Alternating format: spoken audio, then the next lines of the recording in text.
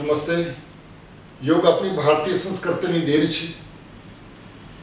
યોગથી સ્વાસ્થ્ય, શક્તિ અને સમૃદ્ધિની પ્રાપ્ત થાય છે. આપણા પોરબંદર જિલ્લાને યોગમય બનાવવા માટે ગુજરાત રાજ્ય યોગ બોર્ડ દ્વારા કોમન યોગા પ્રોટોકોલનો કાર્યક્રમ રાખ્યું છે.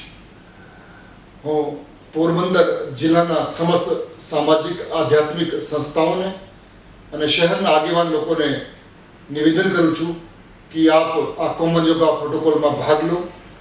તારીખ 27 સમય સવારે 6 થી 8, સ્થળ ચોપાટી, પોરબંદર. નમસ્તે. નમસ્તે, જય હિન્દ.